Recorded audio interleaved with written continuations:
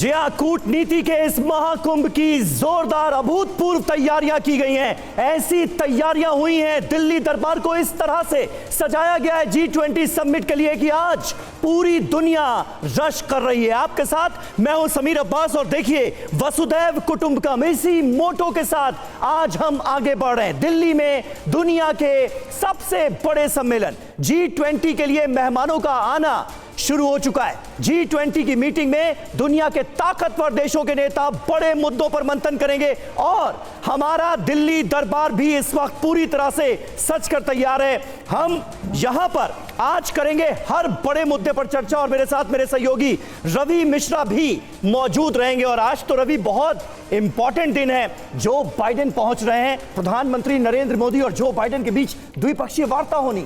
बिल्कुल, और पूरी दुनिया की निगाहें होनी भी चाहिए और ऐसा बताया जा रहा है। देखिए जो रिपोर्ट्स आई हैं, जो तस्वीरें आई हैं, उसमें ये बात दिख रही है कि अब तक जिन जिन लोगों ने, जिन जिन कंट्रीज ने ये G20 समिट को होस्ट किया, उसमें सबसे भव्य, सबसे बड़ी तस्वीर भारत की ही है। तो TV9 के स्टूडियो में भी आप देख सकते हैं बड़ी तैयारी है, भव्य तैयारी, और हमारे साथ तमाम एक्सपर्ट्स मौजूद हैं जो आपको G20 से जुड़ी बारीकियों के बारे में बताएंगे। संभावित फैसलों पर हम बात करेंगे, भारत के लिहाज से इसकी अहमियत क्या है ये भी आपको समझाएंगे। लेकिन पहले आज की जो बड़ी खबर है उससे हम करेंगे शुरुआत, उन खबरों की भी बात जरूर। बिल्कुल, और यहां पर अपने दर्शकों को बता दें कि कई एक्सक्लूसिव जानकारियां TV9 भारतवर्ष आपको देने जा रहा है। ऐसी जानकारी जो अभी तक किसी के पास नहीं है। मोदी बाइडेन की मुलाकात पर एक्सक्लूसिव खबर से आज हम कर रहे हैं शुरुआत। TV9 भारतवर्ष के पास दरअसल बातचीत के मुद्दों की पूरी डिटेल आ चुकी है। आज देर शाम मोदी बाइडेन की मुलाकात होगी जिस पर पूरी दुनिया की नजरें होंगी। 5 बड़े मुद्दों पर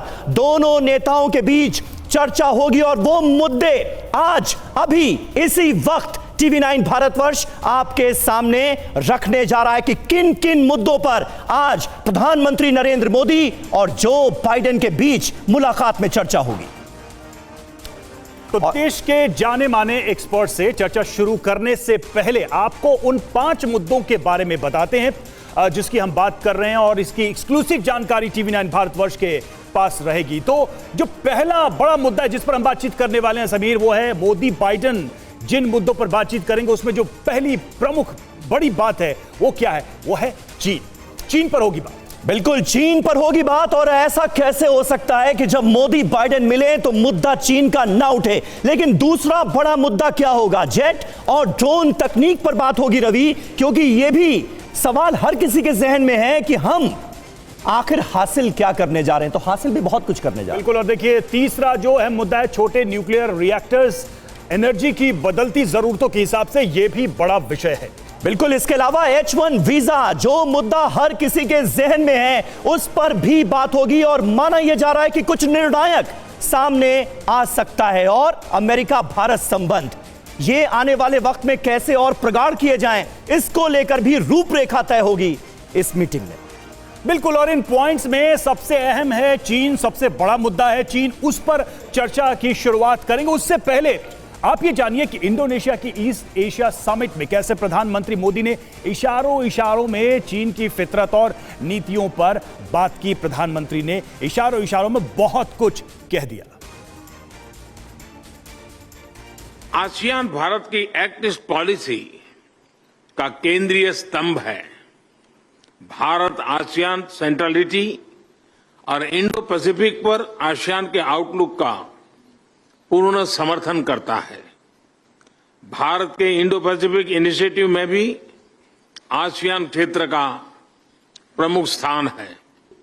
आवश्यक है कि हम एक rules based post Covid world order का निर्माण और मानव कल्याण के लिए सबका प्रयास, फ्री और ओपन इंडो पैसिफिक की प्रगति में और ग्लोबल साउथ की आवाज को बुलंद करने में हम सबके साझे हित है।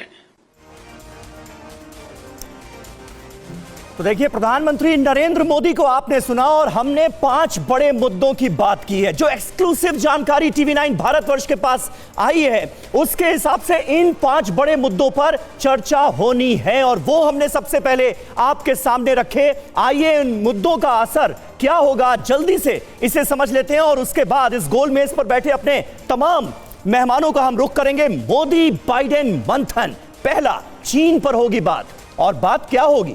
साझा दुश्मन पर नकेल कसने का बड़ा प्लान संभव है, यह बड़ी बात। दूसरा जो मुद्दा था जेट और ड्रोन डील का, चीन को यह बात चुभेगी, भारत की सुरक्षा की बड़े लेवल की तैयारी है। इसके अलावा न्यूक्लियर रिएक्टर, एटमी एनर्जी पावर, यह दुनिया के लिए बड़ा मुद्दा है। एटमी एनर्जी पावर से दुश्मनों को दिक्कत तय है, यानी बहुत कुछ ऐसा होने वाला है इस मुलाकात में जो दुश्मन मुल्कों के चेहरे पर, माथे पर शिकन लेकर आएगा। इसके अलावा H1 वीजा, अमेरिकी नरम रुख भारत की ताकत का बड़ा सबूत है।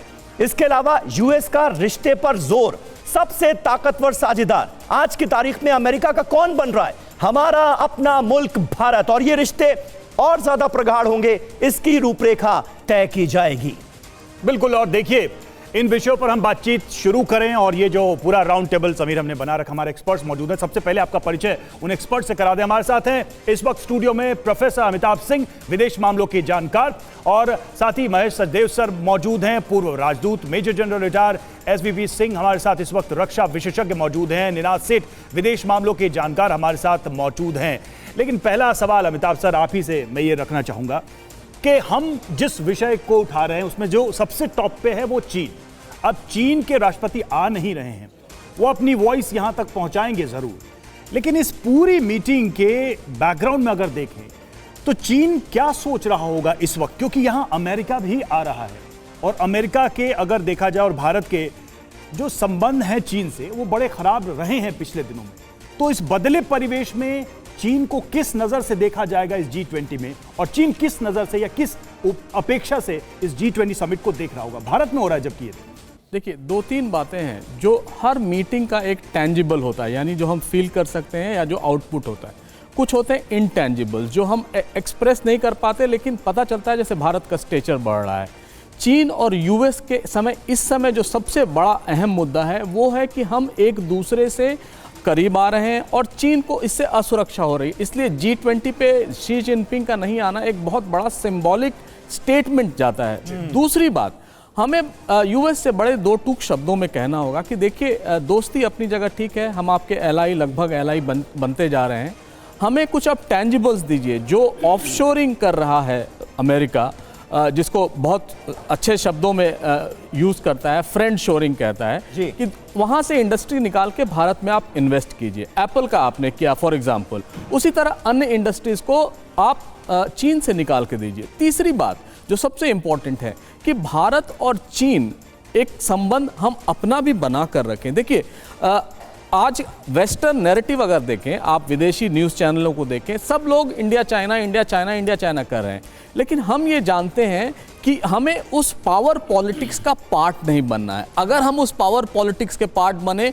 तो हम we will be end up being used by US और द वेस्ट। तो वैसे स्थिति से हमें हमेशा बच के रहना चाहिए। चीन इस समय, लेकिन जहां तक संबंध बेहतर करने का जिक्र है SVP सिंह साहब, चीन की कारस्तानियों पर लगाम कैसे लगेगी? G20 समिट होनी है और उसमें तब तो कयास ये थे कि शी जिनपिंग भी आ सकते हैं। उस वक्त एक मैप आ जाता है, एक नक्शा आ जाता है, और मानचित्र आक्रामकता जो है वो चीन की नजर आती है। तो ऐसे में जो हम बात कर रहे हैं कि नहीं भाई, हम संबंध बेहतर करने की कोशिश दोनों तरफ से होनी चाहिए, तो भारत तो करता हुआ दिखता है, चीन नहीं दिखता। और अब शी जिनपिंग G20 समिट में पर्सनली प्रेजेंट रहे हैं, इसको लेकर वो असहज भी हो रहे हैं। तो जिम्मेदारी किसकी है ये संबंध बेहतर करने की? जिम्मेवारी दोनों देशों की है, पर इस समय क्योंकि भारत ने बहुत आगे हाथ बढ़ाया है और बढ़ाते रहे हैं, तो इसमें शी जिनपिंग पीछे हट गए, ड्रैगन पीछे हट गई और एलिफेंट आगे बढ़ रहा है। मेरे को इस समय याद आ रहा है एक बेबी एलिफेंट वॉक, हटारी पिक्चर में थीम ट्यून थी, बड़ी पॉपुलर थी। दैट बेबी एलिफेंट ट्यून 1947 में थी। अभी 70 साल के बाद the elephant is on trampling आगे बढ़ रहा है हर्ड में। और ये शी जिनपिंग ड्रैगन पीछे हो रही। अभी चीन का जो हम नेशनल इंटरेस्ट और स्ट्रैटेजी देखें, शुरुआत से ही है कि उसने पाम की 5 उंगलियां उसमें एनेक्सेशन करनी है, उसका हिस्सा समझते हैं लद्दाख, सिक्किम, भूटान, नेपाल और अरुणाचल प्रदेश। और ये जो टॉक्स हो रही हैं, ये एक हॉग वॉश, एक दिखावा है मेरे विचार से चीन का, क्योंकि उन्होंने कभी अपना स्टैंड स्पेल आउट नहीं किया, ना कोई बॉर्डर डिलिनेशन या जॉइंट सर्वे के लिए कोई ऐसा स्टेप नहीं लेते। हमेशा वो हिंदी में बोलने सट्टेबाजी में रहे हैं ये नेगोशिएशन। अभी जहाँ तक भारत का सवाल है, भारत एक इमर्जिंग पावर बन गया और G20 का जो मौका प्रेसिडेंसी लेकिन का। मैं रोक रहा हूं सर, निराज सर, एक कलेक्टिव गोल है G20। अगर हम देखें एस्टैब्लिशमेंट होने से ही, तो उस कलेक्टिव गोल में क्या चीन एक बैरियर की तरह अब दिखने लगा है? क्योंकि एलपीजी की बात होती थी, liberalisation, privatisation, globalisation, free trade, market, ऐसा कुछ कॉन्सेप्ट बनाया गया था जब हम उदारीकरण के युग में थे और जब G20 इमर्ज हुआ था। क्या चीन अब उसमें एक बैरियर दिखाई दे रहा है या एक पार्टिसिपेंट है उस ऑब्जेक्टिव गोल को हासिल करने के लिए, दुनिया के लिए, इस ग्रुप के लिए?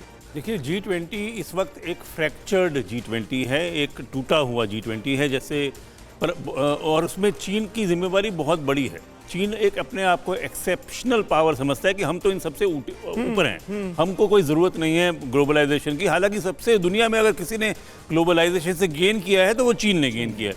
पर अब चीन में एक inward looking president Xi Jinping है जो अंदर देख रहे हैं, अंदर की तरफ देख रहे हैं, चाहे फॉरेन इन्वेस्टमेंट हो, चाहे फॉरेन डिप्लोमेसी हो। तो G20 में दूसरी चैलेंज है वॉर की, रशिया वॉर में है।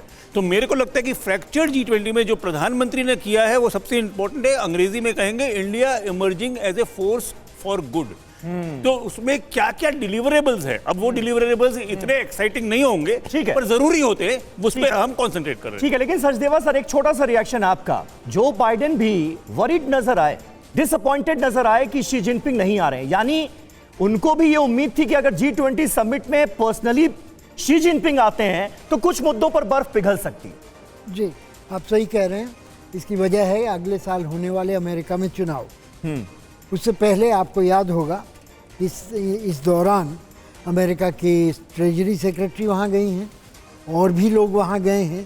किसी तरह से, जैसा आपने कहा, ठंडक लाई जाए आपसी विवादों में और रास्ता प्रशस्त किया जाए ताकि क्लेम कर सकें कि हमने संबंधों को, ट्रंप ने जैसे बिगाड़ा हुआ था चीन के साथ, उससे थोड़े सुधारे हैं और समतल पर लाए गए हैं। हाँ। लेकिन ऐसा नहीं हो रहा है, तो इससे बाइडेन साहब की जो असहजता है या उनका असंतोष है वो जाहिर होता है।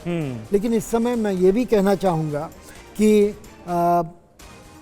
दोनों देश, भारत और अमेरिका, जी, चीन के सबसे बड़े व्यापारियों में से, हाँ, सबसे बड़े बाजार हैं और पहले दो देश जिनके साथ चीन सबसे ज्यादा पैसा कमाता है। कॉम्पिटिटर भी तो है, लेकिन कॉम्पिटिटर हैं, लेकिन पैसा जो कमाते हैं, हमें ये भी नहीं भूलना चाहिए कि भारत पिछले 10 सालों में सबसे ज्यादा रिटर्न देने वाला बाजार बन चुका है। अमेरिका और चीन भी पीछे छूट गए। जी, वो सच, ये भी हकीकत है, वो सच है। और इसमें बड़ा हाथ विदेशी निवेशकों का रहा है, जिन्होंने कि पिछले इस साल में $10 बिलियन से ऊपर पैसा भारत में लगाया है। क्योंकि और जगह मार्केट मंदी है। लेकिन दूसरी ओर ये भी कहना चाहूँगा कि ये तो शुरुआत है और अगर G20 का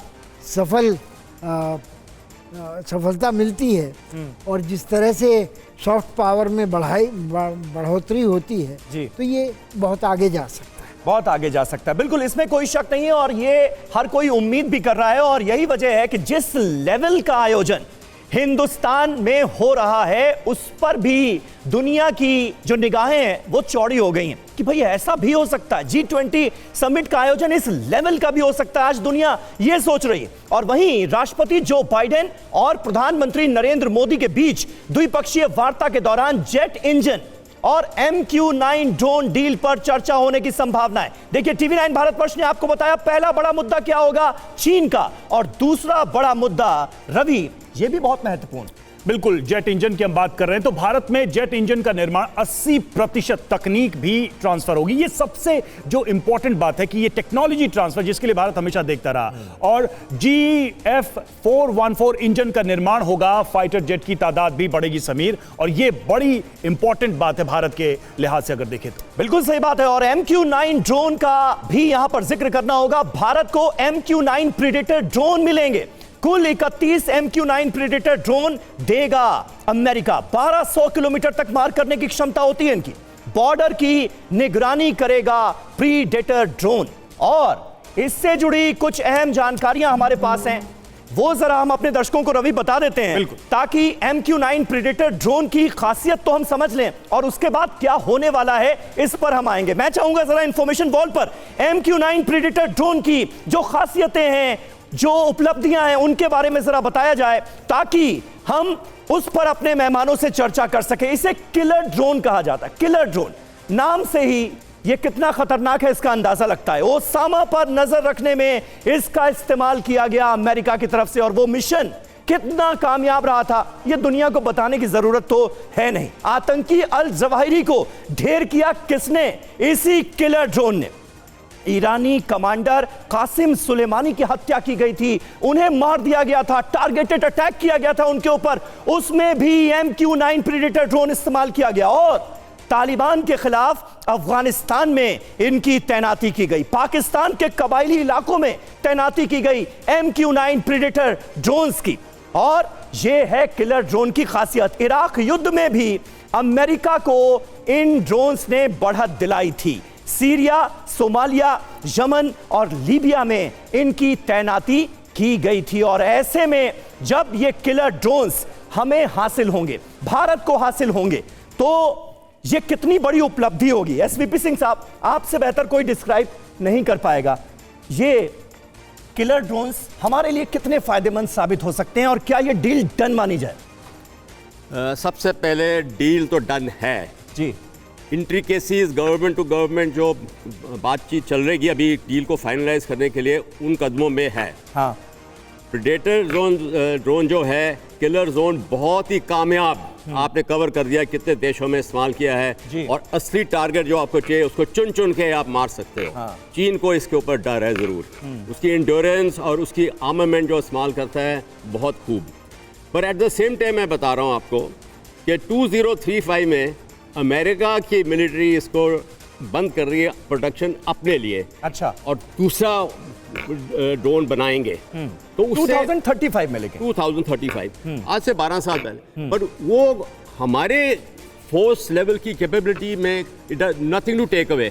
पर एक चीज़ और मैं कवर करना चाहता हूँ, जेट इंजन्स की भी हमने बात की है, और इसमें मैं थोड़ा डिफरेंस ऑफ ओपिनियन एक्सप्रेस करना चाहता हूँ। हो सकता है मैं सही ना हूँ, पर मेरी जो अपनी नॉलेज है कि इसमें ट्रांसफ़र ऑफ टेक्नोलॉजी में GE-F41 का जो इंजन है उसमें ट्रांसफ़र ऑफ टेक्नोलॉजी, को डेवलपमेंट एंड को प्रोडक्शन में अभी एग्रीमेंट में बहुत ज़्यादा आगे कदम बढ़ाने। ट्रांसफ़र ऑफ टेक्नोलॉजी में 80% का कोई ऐसी खबर नहीं है। और इसको मैं कंपेयर करना चाहूँगा, इंडो फ्रांस डील है जो, उसके अंदर हमारे को ट्रांसफ़र ऑफ टेक्नोलॉजी है, और उसमें भी परसेंटेज क्या है, क्यों नहीं, क्योंकि कम्युनिके नहीं हुआ था, वो भी एग्रीमेंट बढ़ रही है। और मैं समझता हूँ 50, 60 या 70% तक टेक्नोलॉजी ट्रांसफर होगी फ्रांस से हमें। ये बहुत इंपॉर्टेंट पॉइंट आपने रेज किया टेक्नोलॉजी ट्रांसफर को लेकर। हालांकि सर आप भी इस बात से एग्री करेंगे कि टेक्नोलॉजी ट्रांसफर बहुत आसान प्रक्रिया नहीं होती है और बहुत सारे देशों की बहुत सारी अपनी अपनी आशंकाएं होती हैं। और देखिए इस बीच एक अहम खबर है, वो भी हम दर्शकों को बता दें। पीएम मोदी 15 द्विपक्षीय बैठक करेंगे, ये बड़ी जानकारी सामने आ रही है। अमेरिका समेत 15 देशों के साथ बैठक होगी। आज मॉरिशस, बांग्लादेश के नेताओं के साथ चर्चा होगी। कल ब्रिटेन, जापान, जर्मनी के नेताओं के साथ बैठक होगी। G20 के अलावा अलग अलग नेताओं के साथ ये मुलाकातें होंगी, ये चर्चा होगी। तो इसकी अपनी एक अहमियत है, अपनी एक बड़ी भूमिका है, क्योंकि अगर ये 1-to-1 बातचीत होती है तो इसमें बड़े लक्ष्य हासिल किए जा सकते हैं द्विपक्षीय संबंधों के आधार पर। समीर, बिल्कुल अलग अलग नेताओं के साथ मुलाकात होगी, बायलैटरल टॉक्स होंगी और इनसे बहुत कुछ निकलकर सामने आएगा, इसकी उम्मीद जताई जा रही है। निनाद सेठ साहब, अगर बात करें प्रधानमंत्री नरेंद्र मोदी के कमिटमेंट की, उसकी भी मुझे लगता है बात जरूर होनी चाहिए। जिस तरह से आसियान समिट में वो जकार्ता गए, ईस्ट एशिया समिट में उन्होंने हिस्सा लिया और उनके लिए बाकायदा समिट का स्केड्यूल जो है वो बदला गया, उसमें परिवर्तन किया गया। वो वापस आते हैं और एक के बाद एक बैक टू बैक तमाम मीटिंग्स होंगी G20 समिट को, क्योंकि इंडिया होस्ट कर रहा है। इसे आप कितना महत्वपूर्ण मानते हैं भारत जैसे देश के लिए, जिसमें आज की तारीख में पर्याप्त संभावनाएं पूरी दुनिया को नजर आ रही? देखिए, अंग्रेजी में इसको कहते हैं इन्वेस्टिंग पॉलिटिकल कैपिटल। जब प्रधानमंत्री जब सबसे हाई लेवल पे इतना पॉलिटिकल कैपिटल इन्वेस्ट होता है तो दुनिया सोचती है कि भाई आप इंडिया पे भरोसा कर सकते हैं। ब्रांड भारत को अगर आगे बढ़ाना है तो ज़मीन पे भी जैसे जीएसटी हुआ, ज़मीन पे जो रिफॉर्म्स होते हैं उससे एक तरह से रनवे बनता है जिसपे एयरक्राफ्ट लैंड कर सकता है, और उसको लैंड करने के लिए, उसको दिशा दिखाने के लिए एयर ट्रैफिक कंट्रोल जो होता है, मैं कहूँगा वो G20 के शेरपा वगैरह ने किया। प्रधानमंत्री की जो भूमिका सबसे बड़ी है वो है कि आज भारत तैयार है वर्ल्ड की लीडरशिप लेने के लिए, और ये आसान नहीं होता। आप ये ना भूलें कि 10-15 साल पहले तक भी ये भारत को सीरियसली नहीं लिया जाता। बड़ा इंपॉर्टेंट पॉइंट आपने कहा कि India is prepared to take the charge of global leadership. अब ये लीडरशिप की का पूरा फॉर्मेशन कैसा है, इस पर हम बातचीत करेंगे, लेकिन मनीष झा हमारे साथ, हमारे सहयोगी जुड़ चुके हैं। मनीष, 15 बैठकें होनी है द्विपक्षीय, इसकी रूपरेखा क्या होगी, क्या इसके एजेंडे के बारे में कुछ पता चल पा रहा है? क्योंकि कई सारे देश हैं, छोटे और बड़े देश, जिनके नेताओं के साथ प्रधानमंत्री की सीधी बातचीत होनी है। जी हाँ, बिल्कुल। देखिए, प्रधानमंत्री का अगले 3 दिन में 15 देशों के राष्ट्राध्यक्ष के साथ बायलैटरल मीटिंग होनी है, जिसमें से आज जो है उनकी मीटिंग 3 देशों के राष्ट्राध्यक्ष से होगी। एक अमेरिका के राष्ट्रपति जो बाइडेन से, दूसरा बांग्लादेश की प्रधानमंत्री शेख हसीना से, और फिर मॉरिशस के प्रधानमंत्री के साथ उनकी बायलैटरल मीटिंग होगी। अहम बात यह है कि अमूमन जो आप बायलैटरल मीटिंग देखते थे कि दिल्ली के हैदराबाद हाउस में हो रहा है, उसकी जगह पर अब G20 को देखते हुए ये तीनों बायलैटरल मीटिंग प्रधानमंत्री आवास में होनी है। वहीं दूसरी तरफ 9 तारीख यानी कि कल जब G20 सम्मेलन शुरू होगा, हम सब जानते हैं कि G20 सम्मेलन में 2 सत्र होने हैं। इन दोनों सत्रों के अलावा प्रधानमंत्री कल और उसके अगले दिन यानी 10 को, इन दोनों दिनों को मिलाकर कुल 12 देशों के राष्ट्राध्यक्ष के साथ अलग अलग बायलैटरल मीटिंग करेंगे। अब देखिए, जहां तक एजेंडे का सवाल है, हर देश के साथ जो स्पेसिफिक भारत के रिलेशन है उनको किस तरह से आगे लेकर जाना है, कई जगह पर कई अहम समझौते होते हुए आप देखेंगे। ठीक है, बिल्कुल क्या समझौते होंगे उस पर नजर रहेगी। अमिताभ सर, जल्दी से एक सवाल जो रह गया था इन मीटिंग्स को लेकर, और जो लाइन निनाद सर ने कही कि लीडरशिप के लिए, ग्लोबल लीडरशिप के लिए, वर्ल्ड लीडरशिप के लिए इंडिया तैयार। एक समय था दुनिया को डेवलप्ड और डेवलपिंग, थर्ड वर्ल्ड जैसी कंट्रीज में बांटा गया था। जो बड़े देश हैं भारत को साझेदार, पार्टनर, फ्रेंड के रूप में देख रहे हैं, तो फिर लीडर के रूप में भारत को इस वक्त कौन देख रहा है? ये G20 की जो मीटिंग है, कौन से ऐसे देश हैं दुनिया के जो मेंबर नहीं भी हैं, तब भी उनकी नजर है कि ये एक देश है जो उभर रहा है और इसकी लीडरशिप में हम भी आगे बढ़ना चाहते हैं? देखिए, 90 के बाद जब सोवियत संघ का विघटन हुआ, भारत या दुनिया के वैसे देश जो सोशलिस्ट कैंप में थे, उनको लीडरशिप की क्राइसिस थी, क्योंकि वो उस समय समझ नहीं पा रहे थे किस तरफ जाएंगे। अब वो स्थिति में आ गए हैं क्योंकि वर्ल्ड, पूरी दुनिया में तनाव है, ग्लोबल साउथ देख रहा है, ग्लोबल नॉर्थ की ये लड़ाई है, हम उसमें बेकार फंस गए हैं। भारत ऐसे समय में, और ये कोइंसिडेंस भी है, एक संयोग भी है कि भारत इस समय G20 होस्ट कर रहा है और वो लीडरशिप के लिए तैयार है। भारत एक सशक्त रूप के देश के रूप में उभरा है। चीन के साथ अगर इकोनॉमी में भी देखें तो पिछले 3 क्वार्टर्स में हम चीन से आगे बढ़ गए हैं। तो भारत एक पॉइज्ड है, हम कहें कि टेक ऑफ करने के लिए उस नहीं तो ग्लोबल साउथ के लीडरशिप के लिए। इन वन वर्ड सर, किसको रिप्रेजेंट करेगा उस लीडरशिप के पूरे एरे में? उसमें जब भारत खड़ा रहेगा, यानी टॉप 3 कंट्रीज मान ले, उनमें भारत किसको रिप्रेजेंट कर रहा होगा ग्लोबल मैप पे? ग्लोबल साउथ का रिप्रेजेंटेटिव होगा, ग्लोबल साउथ की आवाज होगी, और ये कस्प पे होगा, एक मुहाने पे होगा, जब हम डेवलप और डेवलपिंग के बीच के दरवाजे पे खड़े हैं कि हम नॉक कर रहे हैं डेवलपिंग वर्ल्ड में कि देखो हम आने वाले हैं, अब रास्ता दो। वो पुरानी दुनिया नहीं रही जब G7 चलता था, अब G20 चलेगा, और हो सकता है ऐसा मंच डेवलपिंग कंट्रीज का भी बन जाए जो पहले ऑनलाइन मूवमेंट। ठीक है, और इसीलिए देखिए, भारत जो है वो दुनिया को आज की तारीख में एक बड़ा मंत्र देता हुआ नजर आ रहा है, और वो मंत्र क्या है? वो G20 समिट का मोटो भी है, एक पृथ्वी, एक परिवार, एक भविष्य। और इस बीच एक बड़ी खबर आ रही है हमारे पास, अमेरिकी NSA भी भारत आ रहे हैं। जी हां, ये एक और अहम अपडेट आपको दे दें, बाइडेन के साथ जैक सुलिवन भी भारत आ रहे हैं। बाइडेन के डेप्यूटी असिस्टेंट जॉन किर्बी भी टीम में होंगे, स्पीच राइटर विनय रेड्डी भी जो बाइडेन के साथ होंगे। तो एक एक डिटेल TV9 भारतवर्ष आपको दे रहा है, क्योंकि देखिए G20 समिट तो कल होनी है, लेकिन आज जो सबसे अहम बात होने जा रही है वो है प्रधानमंत्री नरेंद्र मोदी और राष्ट्रपति बाइडेन की मुलाकात। उससे जुड़ी एक एक डिटेल हम आपको दे रहे हैं। बिल्कुल, और देखिए अब हम आते हैं अपने तीसरे विषय की तरफ। जैसा कि हमने शुरू में ही बताया था कि अलग अलग विषयों और बिंदुओं पर हम बातचीत करेंगे अपने एक्सपर्ट्स के साथ। तो पीएम मोदी और राष्ट्रपति जो बाइडेन के बीच छोटे परमाणु रिएक्टर पर भी चर्चा हो सकती है। क्या है ये छोटे परमाणु रिएक्टर और क्या ये डील है, आइए इसको हम समझते हैं ग्राफिक्स के माध्यम से। तो छोटे परमाणु रिएक्टर पर समझौते की उम्मीद है और अगली पीढ़ी के लिए छोटे मॉड्यूलर रिएक्टर पर जोर है। अमेरिका भारत में 6 छोटे परमाणु रिएक्टर लगाएगा।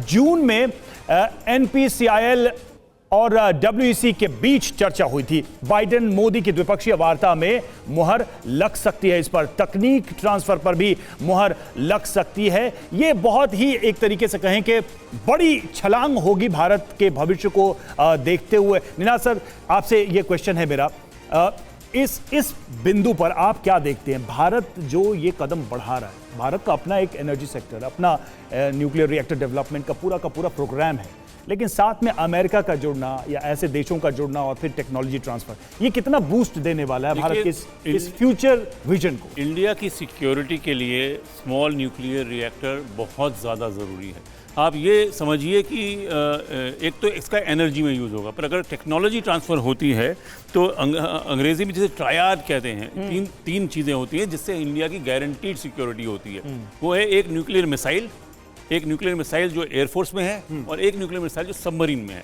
इंडिया के पास इस वक्त 2 न्यूक्लियर सबमरीन्स हैं, पर इंडिया को चैलेंज ये आ रही है कि हम मिनिएचराइजेशन नहीं कर पा रहे हैं न्यूक्लियर रिएक्टर का। तो इस टेक्नोलॉजी में अगर ट्रांसफर होती है और हम सचमुच मिनिएचराइजेशन कर सकते हैं तो हमारी डिफेंस अभेद्य हो सकती है, क्योंकि आप पूरी आप बड़ी बात करें कि हमारा डिफेंस अभेद हो सकता है। सबमरीन के ऊपर जो न्यूक्लियर मिसाइल हुई थी, ओशन बहुत बड़ा है, किसी को पता नहीं कहाँ है सबमरीन, उसके लिए मिनिएचराइजेशन ऑफ न्यूक्लियर प्लांट बहुत जरूरी है। तो ऐसे में ये बहुत बड़ा टेक अवे है जो डिफेंस को ट्रांसफॉर्म कर सकता है और सिविलियन एनर्जी में इतनी एफिशिएंसी ला सकता है जो अभी तक हमने किया नहीं है।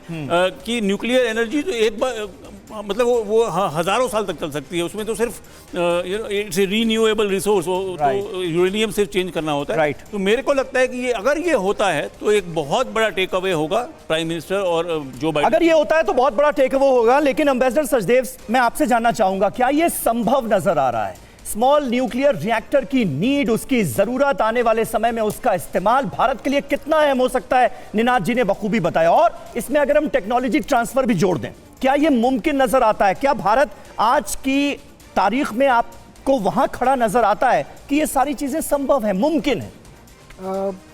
मुमकिन ही नहीं है, ये आवश्यक भी है। क्यों? क्योंकि फुकुशिमा के बाद ज़ापारिस्ता, यूक्रेन में यूरोप के सबसे बड़े न्यूक्लियर पावर प्लांट के बारे में सुरक्षा की संभावनाओं के बाद दुनिया बड़े न्यूक्लियर रिएक्टर्स से दूर हटती। अमेरिका में 3 माइल आइलैंड न्यूक्लियर रिएक्टर के एक्सीडेंट के बाद 40 साल में कोई नया न्यूक्लियर पावर प्लांट नहीं बना। जर्मनी न्यूक्लियर पावर को फेज आउट कर रहा है। फ्रांस, जो कि आधी अपनी इलेक्ट्रिसिटी न्यूक्लियर पावर से लेता था, वो भी पीछे हट रहा है, डीकमीशन किए जा रहे हैं। रिन्यूएबल एनर्जी की बात है। तो इस दौरान ब्रिटेन की तरफ से और देशों की तरफ से ये स्मॉल मॉड्यूलर रिएक्टर का एक इन्वेंशन, ठीक है सिंह सर, लेकिन मैं कहना चाहूँगा कि इसका भारत में अच्छा उपयोग हो सकता है, क्योंकि अभी तक हम बड़े न्यूक्लियर रिएक्टर बनाने में लगे हैं। सर, और हम एक बहुत एक छोटा सा मैं आंसर चाहूंगा आपसे कि भारत के न्यूक्लियर प्रोग्राम या इस तरह की एनर्जी अपैरेटस के लिए अमेरिका कितना रिलायबल और लॉन्ग टर्म वाला फ्रेंड है, ये एक बड़ी चिंता है। ये बहुत लाइव क्वेश्चन है आपका रवि, क्योंकि देखो अमेरिका का ऐसे है, एक आप एग्जांपल ले लो, काटसा एक्ट कभी भी इन्वोक कर सकता है। भारत को उसने एक्सेप्शन दिया है S-400 मिसाइल के लिए, बट तुर्की को नहीं दिया था। दूसरा पॉइंट है कि उसकी कांग्रेस कभी भी रेजोल्यूशन पास कर सकती है और 180 डिग्री पलटा हो सकता है। वो रिलायबिलिटी फैक्टर क्वेश्चन मार्क है। जहाँ तक ये बहुत अच्छा कवर किया है निनाद साहब ने भी, defence capability miniature nuclear reactor की, और सचदेव साहब ने भी। इसमें मैं ऐड करूँगा, अगर हम ये न्यूक्लियर रिएक्टर्स कर सकते हैं, जैतापुर का फ्रांस के साथ बहुत समय से पेंडिंग है, अगर वो सारे हम कर सकें तो भारत देश एक सरप्लस पावर सप्लायर इलेक्ट्रिसिटी का हो सकता है। क्विक रिएक्ट करना चाह रहे थे। देखिए, हिस्टोरिकली भारत और अमेरिका का एक्सपीरियंस रिलायबिलिटी पे हमेशा क्वेश्चन मार्क लगा रहा है। 71 के पहले, खासकर न्यूक्लियर प्रोग्राम में और किसी भी प्रोग्राम में हमारे एग्रीमेंट जो भी हैं, स्ट्रेटजिक एग्रीमेंट, उनमें प्रॉब्लम है। 71 के पहले हम उनसे क्लोज थे। 71 के बाद जब ये चाइना से करीब आए, हम सोवियत यूनियन के पास गए। सोवियत यूनियन जब खत्म हुआ तो हम अमेरिका से क्लोज आने लगे, लेकिन अमेरिका ने दूरी बना के रखी। रिलायबिलिटी अमेरिका की हमेशा क्वेश्चनेबल होती है और कई क्रिटिकल मोमेंट्स पे ये बैकआउट कर जाते हैं। चाहे वो अफगानिस्तान का एग्जाम्पल ले लें, वो तो एक दूसरे तरह का एग्जाम्पल था, सीरिया में ले लें, लीबिया में ले लें, रिलायबिलिटी अमेरिका की, वेस्ट की हमेशा। सर बिल्कुल, इसमें कहीं कोई शक नहीं है कि देखिए रिलायबिलिटी फैक्टर की अगर हम बात करते हैं, उसका जिक्र करते हैं तो बहुत सारे क्वेश्चन मार्क्स नजर आते हैं, लेकिन बातचीत से ही रास्ते निकलते हैं। हम उम्मीद ये कर रहे हैं कि इस बातचीत से भी कई नए रास्ते खुलने वाले हैं। G20 के बीच चीन को झटका देने वाली खबर आ गई है। जी हां, अमेरिका, सऊदी अरब, यूएई, भारत करेंगे बड़ी रेल डील। हमारे सोर्सेज ये जानकारी हमें दे रहे हैं, ये बहुत बड़ी खबर है। खाड़ी और अरब देशों को जोड़ने की कवायद हो रही है। खाड़ी देशों में पोर्ट के जरिए भारत को जोड़ा जाएगा, ये जानकारी सामने आ रही है। मिडिल ईस्ट में चीन का प्रभाव कम करने की ये बड़ी रणनीति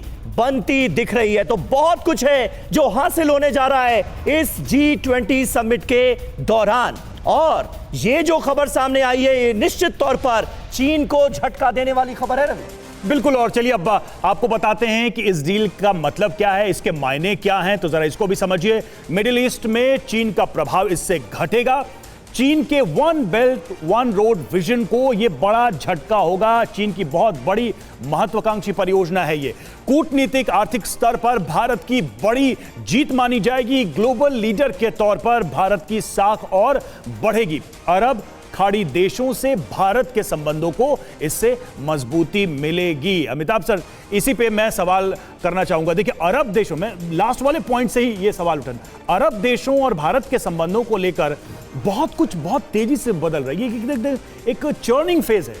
आप इस डील को उससे जोड़ते हैं तो फिर क्या देखते हैं, क्या आउटकम देखते हैं? देखिए, अरब वर्ल्ड अब अमेरिका के गिरफ्त से बाहर आ रहा है। खासकर जब यूक्रेन युद्ध हुआ है, आप देखेंगे कि जितने भी मीडिएशंस जो हैं वो जिनीवा से शिफ्ट होकर अरब वर्ल्ड में, चाहे वो प्रिजनर एक्सचेंज हो, चाहे प्रिजनर रिलीज हो, तो अरब वर्ल्ड एक बहुत बड़ा प्लेयर बनने जा रहा है। और भारत उसमें अपनी सेंध बनाने की कोशिश कर रहा है। खासकर नेटवर्किंग, रोड और रेल नेटवर्क, जैसे INSTC है, एक बड़ा इंपॉर्टेंट है, international north south trade corridor. उसमें ईरान, अजरबैजान थ्रू हम सोवियत यूनियन जाएंगे, जो फॉर्मर सोवियत यूनियन स्पेस था, आर्मेनिया, और वहां से हम यूरोप की तरफ जाएंगे। और उस कड़ी में ये ट्रेन ट्रैक जो बन रही है वो उसमें जुड़ेगी। तो ये एक नेटवर्क हम रेल का बनाएंगे जो कि रिलायबल नेटवर्क होगा, जिससे हमारे बिल्कुल, और उसी के बारे में हमने बताया अपने दर्शकों को। और ये अपने आप में बहुत महत्वपूर्ण खबर है निनाद जी। लेकिन ये ट्रैक जो बन रहा है अरब देशों और खाड़ी देशों के बीच, भारत और अगर इन देशों को हम जोड़ें तो ये जो ट्रैक बन रहा है ये बड़ा चुभ तो रहा होगा चीन की आंखों में। चीन को इसमें कितना बड़ा झटका देने वाली खबर है, क्या छुपा हुआ है इस डील में जिससे चीन परेशान है, ये हमारे दर्शकों को जरा समझा दें। मेरे को लगता है कि अगर तीन चीज़ें इसमें हैं। देखिए, चीन का जो वन बेल्ट वन रोड है, उनके पास एक एडवांटेज है कि उनके पास सरप्लस कैपिटल है। वो पैसा सीधा पहले लगाते हैं और बाद में देखते हैं क्या होगा। तो हमें देखना ये होगा कि इसमें फाइनेंस किस तरह हो रहा है।